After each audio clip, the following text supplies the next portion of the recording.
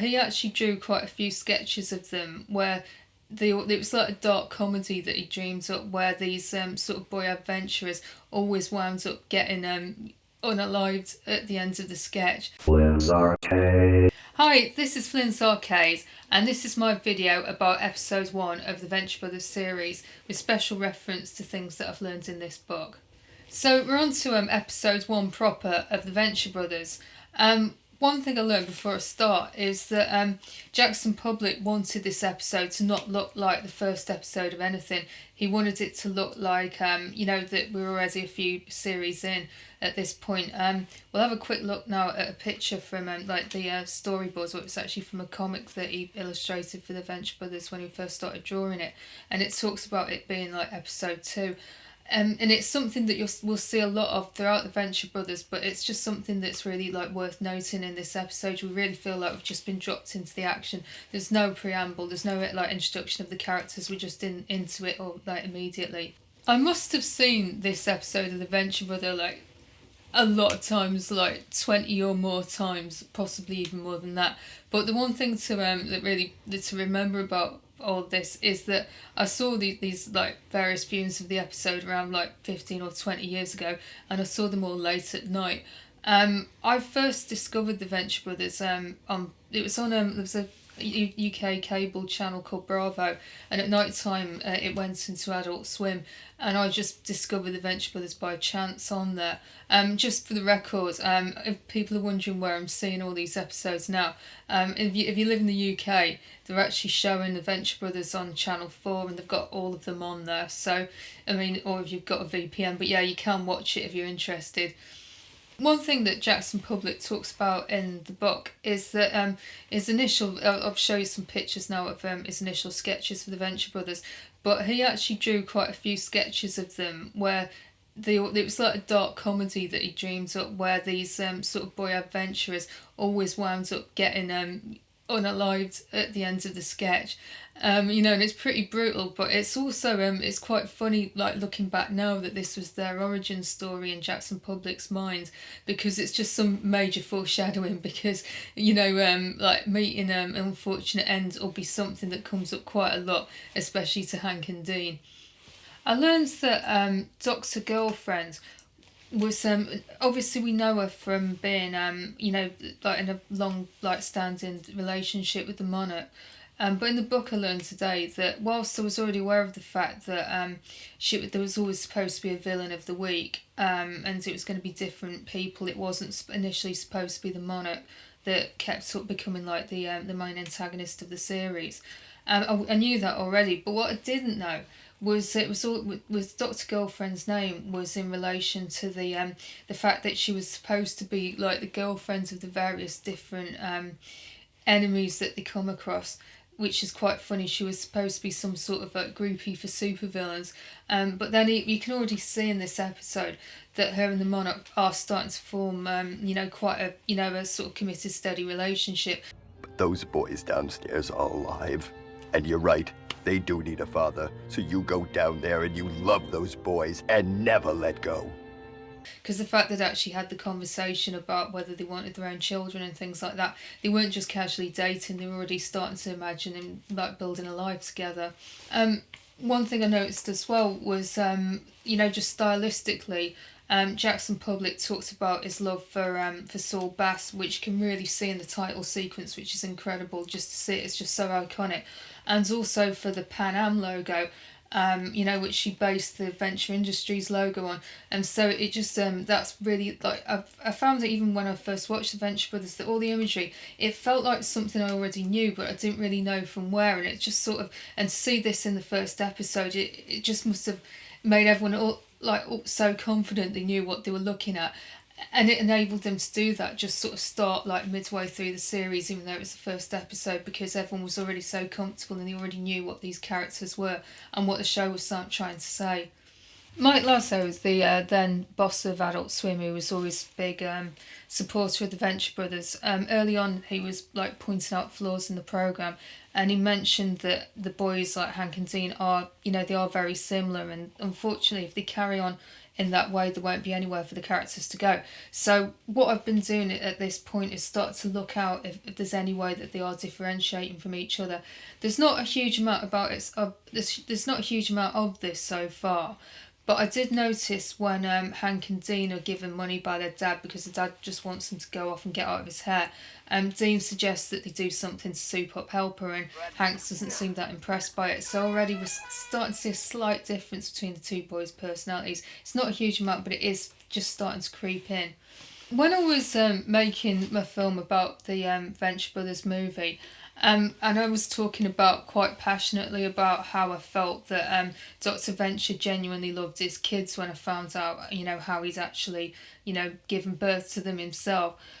Even when I was actually saying this, I started to think about, wasn't there something to do with Hank and Dean giving them his kidneys?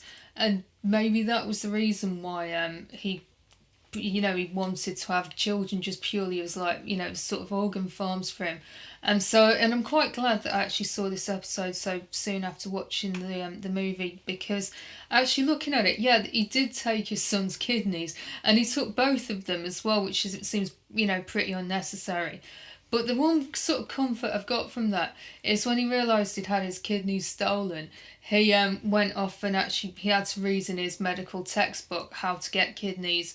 And then he came up with the idea of harvesting them from his son. So whilst it's pretty awful behaviour, and at least I know that he didn't just have them as organ farms, because I really started to worry about that when I was saying it. So probably in that respect he's not as bad as I thought for about the past week or so between me making that video and this one.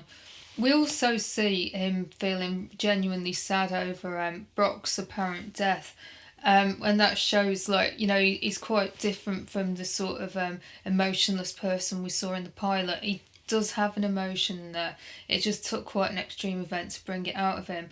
And also, as far as the story's concerned, is the fact that Brock has apparently died and then he comes back to life. It just that... There is some massive foreshadowing there too, that death isn't as final in the Venture Brothers as it is in in normal life. In this episode as well, it explicitly deals with his problems with his very active addiction.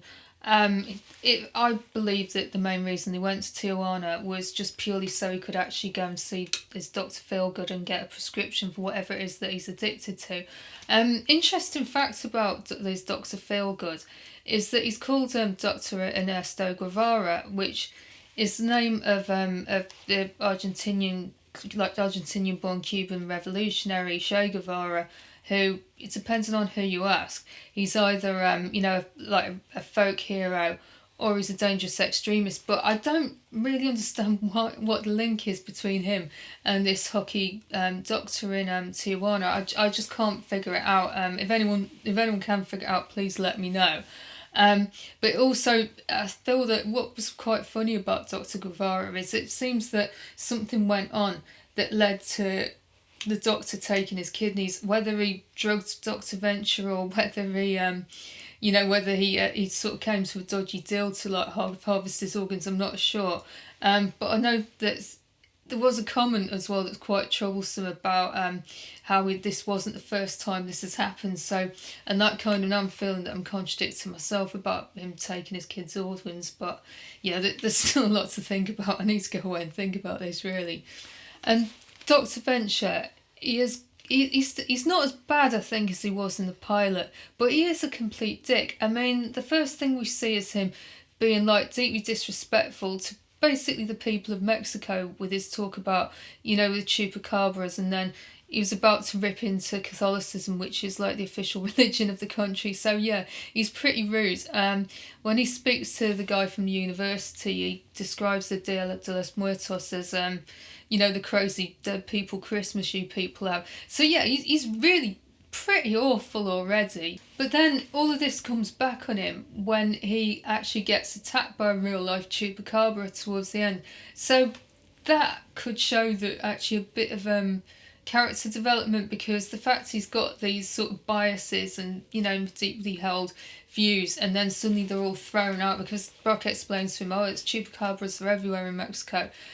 This just view he had will have been shattered, and because he's so intelligent, providing he actually remembers it and he doesn't just get high and forget that this conversation happens, which is quite possible with Dr. Venture, then, you know, he might actually show some character development.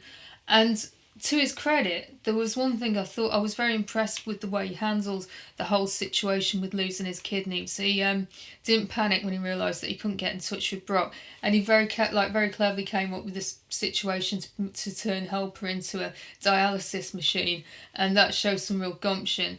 And it also just stylistic thing that when he kept unlinking himself from Helper and his tubes kept coming up, also pretty horrific and something that probably will show up in my nightmares at some point. In this episode, we learn about the Monarch's sketchy backstory about how his parents died in a plane accident, and then he was raised by butterflies.